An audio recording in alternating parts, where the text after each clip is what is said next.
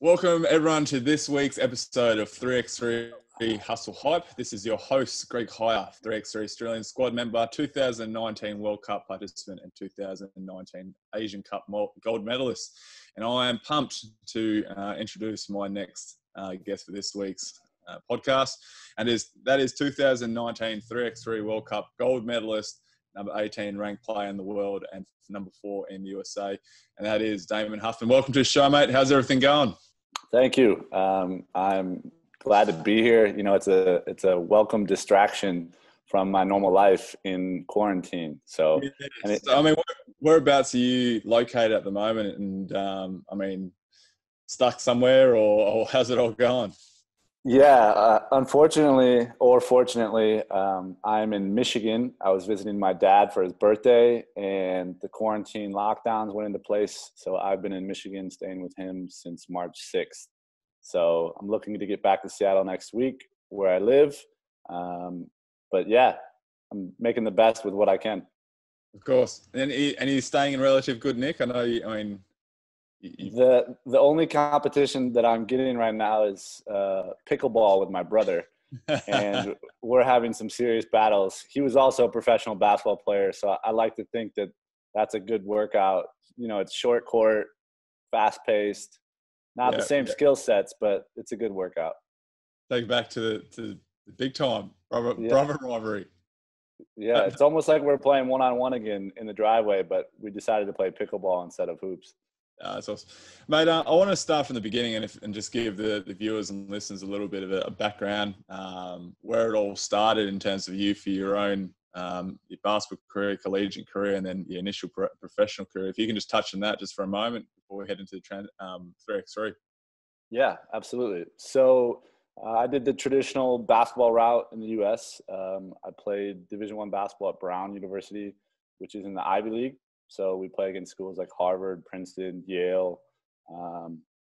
Had a really good career, was Ivy League Rookie of the Year, first team all Ivy League.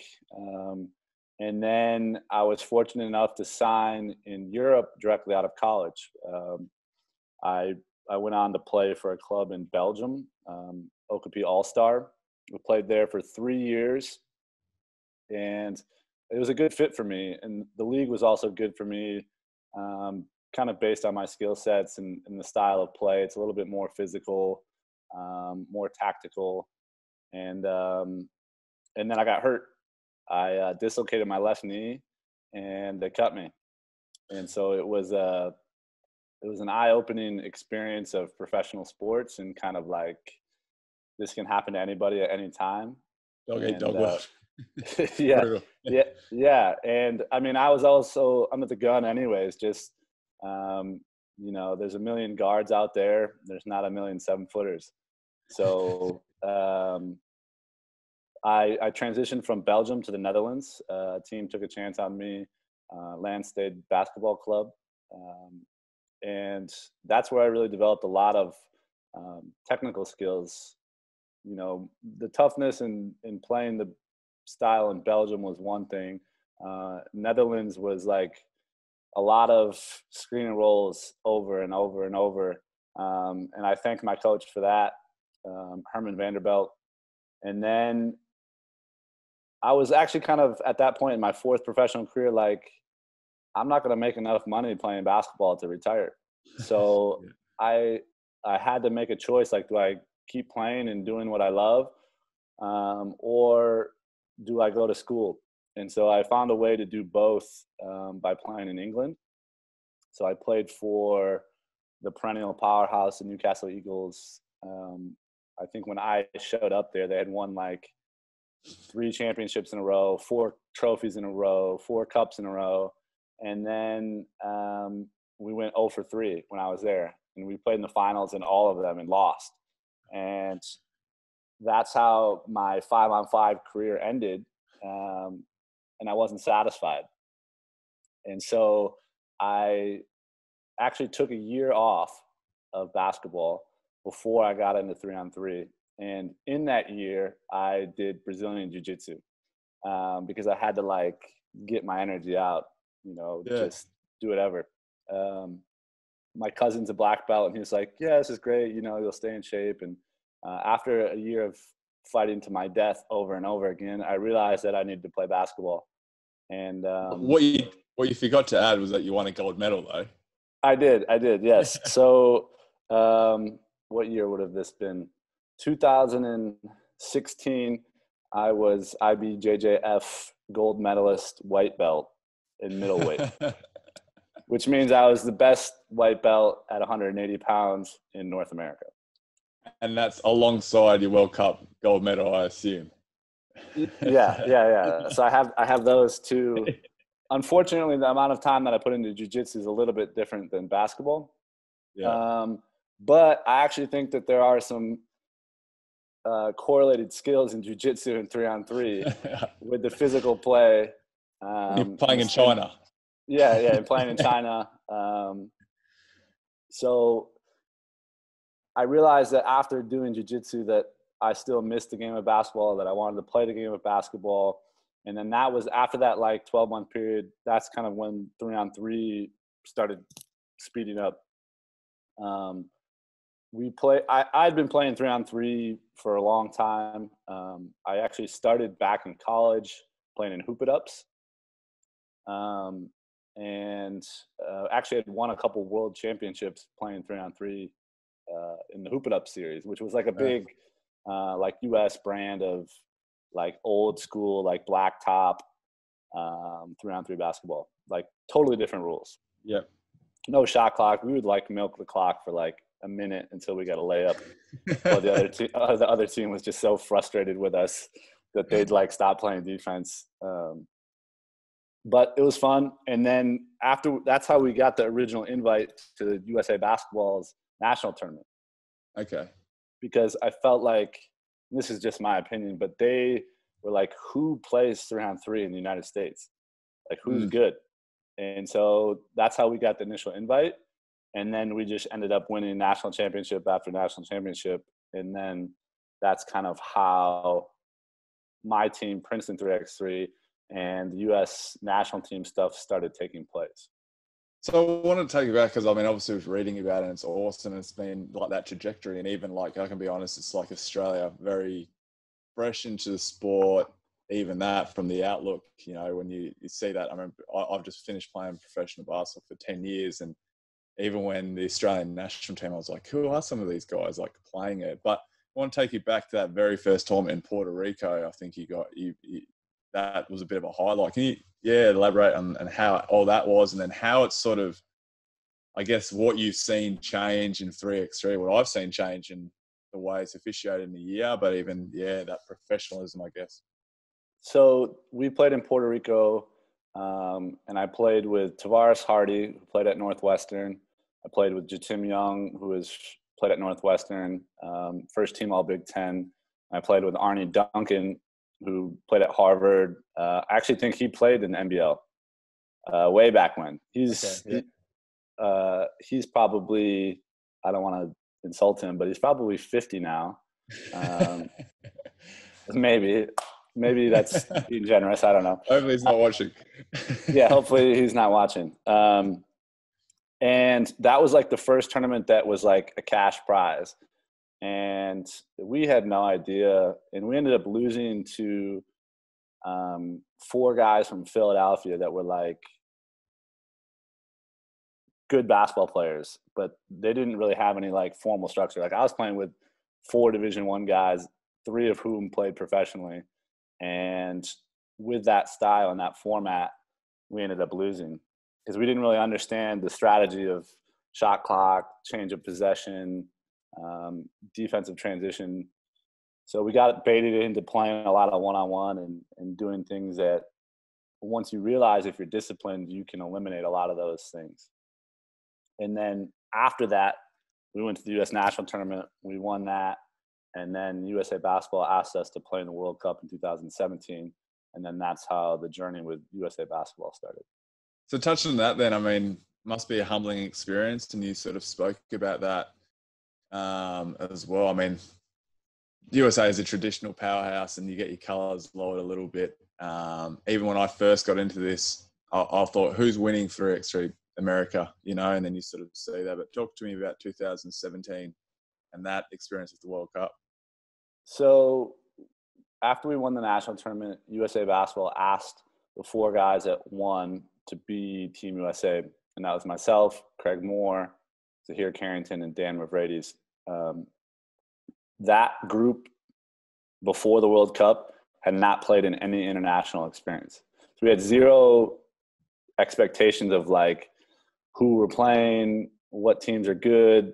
You know, we had heard that Serbia had won like, I don't know, 3 tournaments before that, like World Cups. And then we got our skates blown off in the first game against the Netherlands, who were good, but we just didn't have any experience. And we ended up going through the qualifying or the pool play, and then played Serbia in the quarterfinals. And I think we lost like 15-13 or 16-13. Like, it was a close game, but there was a clear difference in how that game was played than all of our other experiences.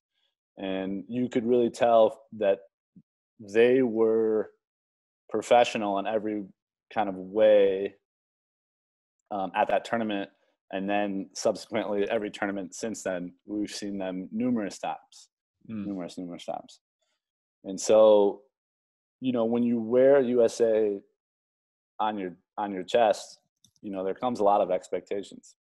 And I remember this because USA Basketball, like on their Twitter account or social media, like, here are the 4 guys that are representing the United States. And it's like, literally it was online trolls just destroying us. Yeah, and it was like, cool. These guys look like 3 karate dads taking their kids to karate school on Sunday. And ironically, that's one of my nicknames now, is Karate Poppy, but it fits because I did jiu-jitsu for a year. Exactly. So you're like, there you go. He's done his research. Well done. Yeah. And so, you know, it was also motivation because, you know, you lose and you don't go home with any hardware, and you're like, well, that sucked. You know, how do we progress from there? And that's when we realized that we needed to start playing professional full time. And then Princeton 3x3 was born, and we've played in like 75 professional tournaments since 2017. So yeah, going to that, I mean, what a jump. And obviously 2017 to 2018, and I saw the guys strategically planning the times, and you can do that 3x3, you win this challenger, you get to this Masters event. But I mean, have you seen that? Obviously, progression of USA basketball, you know, is obviously quite evident with the results last year in the World Cup and thing. But have you seen that 2018 in the World Tour to 2019? I think USA basketball is still behind. And I say that because the basketball market, everyone's dream is still to play in the NBA. And if they're not in the NBA, they're going to play in Europe. And the money for playing 5-on-5 is still good enough to dissuade you from playing 3-on-3. And once 3-on-3 gets to that tipping point of, you know, guys are making hundreds of thousands of dollars, then you'll start to see that shift of talent that you can take from 5-on-5. Now, I'm not taking anything away from our players. You know, we all play. The funny thing is that we all played professional basketball on our team. And we had guys that played in Greece. We had guys that played in Romania. Robbie played in the NBA for 2 years. Kareem played in Poland. So it's like, you know, we touched on all the top leagues in Europe, and we still weren't having the results that we wanted in 3-on-3. And it shows that you can be talented in 5-on-5, but there's this learning curve to the skill sets, the strategy.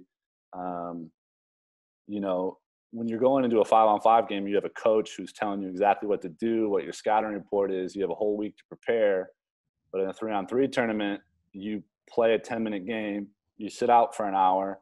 You have to warm yourself back up. You have to play another game, sit out, play another game, and then do the whole thing again the next day without knowing who you're going to play.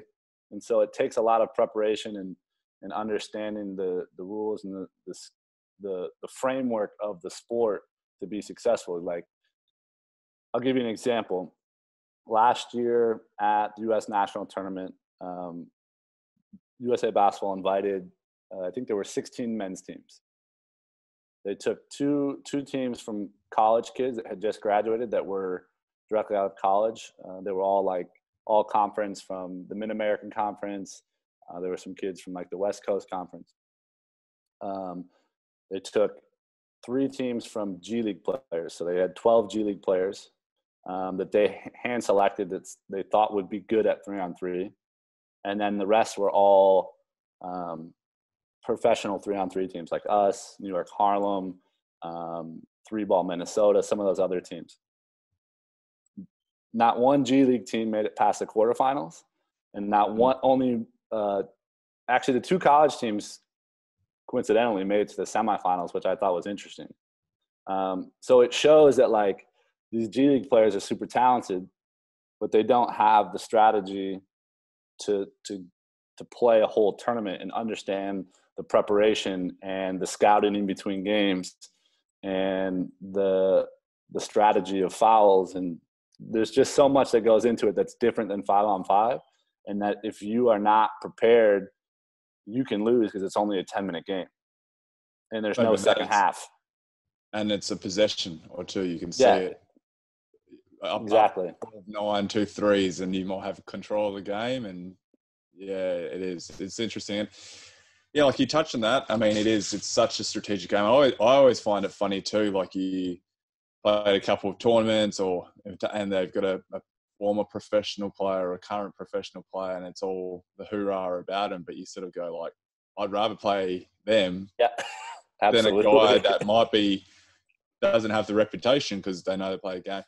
Talking about that, and this is the thing, even when I remember qualifying for the World Cup, we had to go to Puerto Rico, and I'd just been done. I just won a championship, so I was still flying high. First time representing Australia, and so I thought, yeah, I'm going to have these fly over there. We're going to have a few days to prepare, all this sort of stuff. To then, you're flying in the day before the tournament. They were fortunate enough to move it back because of jet lag and all that sort of stuff. But take me through that, because even those world tours, so like I remember playing one in Manila, flying in the night before, getting up, playing in a qualifying tournament. I'm sure this is maybe not Princeton now, but yeah, like getting up to a tournament in a shopping center at 8 o'clock. Everything was delayed till sitting there to 10, playing a qualifying tournament, playing 3 games, and then playing another 2 games. And so, yeah, take me your experiences. I mean, and it's you got to get ready. You're sitting around all day, and then what I loved as well. Speaking like you're full-time workers as well, so you got to get back to work on Monday. Yeah. How's that all been? So, for me, I've been very lucky in terms of having my work schedule be incredibly flexible, and mostly because I'm self-employed. Yeah. So I get to, I work in real estate during the day, and then I play 3-on-3 basketball during the week. But to touch on your point of the travel, to give an example, we played in 28 events last year. So, and that's from April until November. And that was in 17 different countries. So, and the majority of the countries are in Asia or in Europe. So what happens is you would leave on a Wednesday night. You would fly 24 hours to get to your destination, and it would be Friday morning or Friday midday. You'd have one practice, and then you just want to sleep because you're jet lagged. And then games start the next morning at 10 a.m., right? Yeah. So then you play your games. If you win, great. You play Saturday. You play Sunday. If you make it all the way to the finals, you're playing until 6 p.m. on Sunday. Then your flight out is Monday morning. So you just had 5 games of very physical basketball, brutal basketball, and you're not playing on a nice hardwood court. You don't have the trainers. Sometimes you're in China and you don't know what your next meal is going to be. So like you just eat a lot of noodles. But that's also like, you need to eat right, because otherwise you don't have the energy and all these things. So then you fly home on Monday. By the time you get home Monday, it's either really late Monday night or it's Tuesday. And if you have an event the next weekend, that means you have Tuesday at home and then you're leaving on Wednesday. Wow. And then you do the whole thing over again. And so what happens is, I think our team does it smart where we rotate all 6 of our players. So you can take 4 players to an event, but you can have 6 on a roster. Yeah. The teams that only have 4, I don't know how they do it. Maybe it's because they're younger. I'm 34. I'm probably in that top. Yeah, I'm in that top age bracket.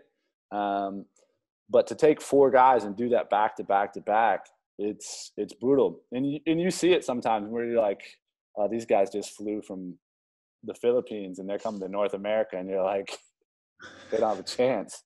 Yeah. That's when they qualify, you're like, yes, got an easy one there. So, and you think, like, is it coincidence that we won the LA World Tour? I don't think it is. I think our first World Tour Masters was on U.S. soil. Like, I flew 2 hours. I normally fly 23 and have a layover. So, all of those things factor in to how you can succeed in this sport. You really need to manage. My dad recommended that I take a mattress with me everywhere I go so I can get a good night's sleep. And I'm like, yeah, that sounds nice in theory, but like, you get a hotel room in Europe and it's a single bed right next to your roommate. Yeah, no, with you. Now let's talk about last year in the World Cup, and first off, congratulations. You were a pleasure to watch, and also I thought you. Obviously Robbie was sensational. Everyone had their moments, but I thought, you really took the game by its horns against Latvia in the grand final yourself. But first off, the initial. I guess your initial reaction to Briante Weber being selected, because I remember looking at the roster and then you coming in, and I remembered first game against Serbia, massive matchup, and you hitting big shot and thinking, it looks like it was maybe smarter to bring you along. How's that reaction? Then obviously the overwhelming emotion of winning that. You love saying, I love that about sports, and you see that with obviously you're proud about representing your country, but to win that on the biggest stage in an unbelievable environment. Talk to me about that. Yeah. So the 2019 U.S. National Championships, we played in our team, myself, Robbie Hummel, Kareem Maddox, and Dan Mercedes won the tournament. USA Basketball was selecting athletes from that tournament to represent the U.S. at the World Cup. Initially, we thought we won and we dominated everyone at that tournament, that we thought it was likely that they would take the 4 of us because we have the chemistry. We've been playing together for a couple of years. It felt like a natural fit. And then when they announced the roster, it was like a real gut punch to be like, wait a second, I just won the tournament. I just beat Briante Weber in the quarterfinals, and I was selected as an alternate. And it's one of those things as an athlete where you're disappointed at the time, but you know that you need to continue to put your best foot forward. And so I think they were inviting us to training camp, and Briante Weber was getting tryouts with the NBA and had to miss a couple of days. And USA Basketball thought that myself and him were close enough that since I was available, they just switched it. It wasn't anything other than that, really. It wasn't the style of play or this or that. It was like, we think they're 2 good players. We didn't know how to choose. We're going with Briante. And then I was fortunate enough to get put on the roster. And obviously it worked out the way that it was supposed to, winning the gold medal and getting some type of redemption, kind of like I told you so. But it's really more a testament to our team and kind of how we came together.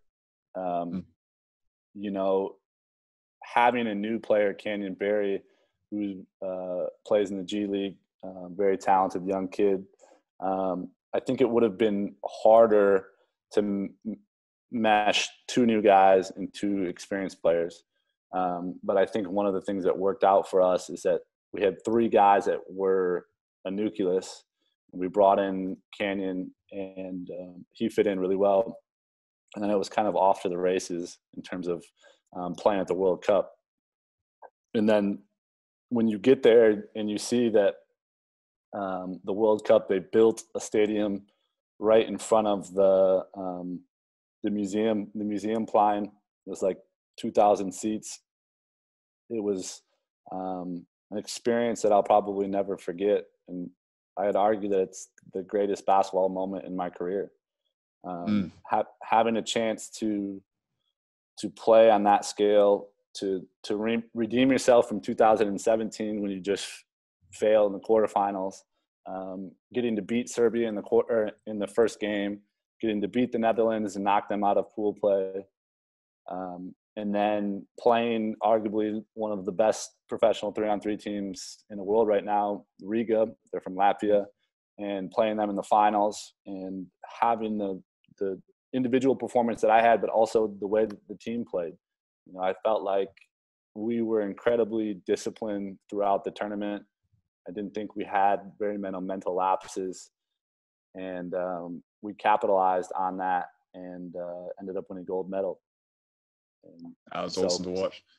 Mate, I want to finish on the last thing and commend you on this, and this is Force 10 3x3 and obviously with your partner and quality, which also I'm quite passionate about. And we saw the emergence of the Women's World Tour last year, and so if we can just finish on that, because I think it's absolutely incredible, and obviously read about it, how you presented to a boardroom full of women, which generally isn't the case. I'm sure it's an intimidating experience, but I mean, talk to me about how that's going. What's the ambitions for that? Where do you see that projecting? Yeah. So Alana McDonald, my wife, she saw this opportunity. She's been involved with sports forever, and she saw all of the opportunities that were happening for men in 3-on-3 or 3x3. And she realized that there was already becoming a disparity between men and women's sports in what is a new sport and going to be a new Olympic sport. And she fought tooth and nail with FIBA, with event organizers, trying to create, and then ultimately created the first professional women's team in the United States, Force 10 3x3. She went directly to the Seattle Storm, which is the women's professional team in the WNBA, and they were the defending WNBA champions at the time. And she pitched to them, we need to do this because there's already becoming a gap in this sport between men and women. And she pitched the owners, and it was an all-female owner group, the president and CEO, Alicia Valvanis, and they were like, yeah, we agree. And so Force 10 started, and they needed a coach, and that's how I got involved. And they have unbelievably talented women in this Force 10 group. All four of them have WNBA experience. They were like the 7th pick in the WNBA draft. Yeah. They played overseas, and it's been a really interesting experience because there is an impact that's happening. And, JL from the 3x3Hustle has been involved, and it's really interesting and exciting to see how these networks are connecting to help push this forward. because right now there aren't the professional opportunities for women in 3x3 that there are for men. And it takes organizations like 3x3 Hustle and organizations like Force 10 to push that forward. And I think that that's special. And I think that it's also really exciting because the women's games are everything that you could hope for in a 3-on-3 match. It's not like, everyone always talks about dunking and doing all of this, but when you can understand the skill and the technique and the strategy, it's like, it's a no-brainer. And so I'm just fortunate enough to be involved in that, with helping with my experience and being able to coach them. And those women for Force 10 got to compete for the national team that would have been going to the Olympics. So it's like, it's a win-win situation, and it's really exciting. I commend you for that, and well done, and good luck with those endeavours, mate. Unfortunately, going to have to, wrap it all up, put it in a little bit of a time slot. But, mate, obviously really want to thank you on behalf of the team here, and good luck with everything that's going on. It's been awesome to see, obviously, what you guys did last year, but Princeton obviously has been on the map, massively last year. But thank you again for joining 3x3 Hustle Hype. For everyone else, thanks for tuning in. You can catch us up on all social media, Facebook, Instagram, the likes. Thanks again, Damon. Really appreciate your time, and looking forward to staying in touch. I'm just looking forward to the time that we actually get to play against each other. That hasn't happened yet. Right. and I'm looking, because that was the thing, like, only once have I really World Cup Latvia felt like my numbers have been coloured and from lowered, and it was like same maybe in 2017 when you're humbling. That was the first time, and that was actually like spurred me on. I was like, you know what? I actually really want to invest a lot of time into this and money, because it's like I fell in love with it. But now I'm looking forward to the matchup. It'll be fun. Yeah, looking forward to it too. Thank you. Thanks, mate. Appreciate it.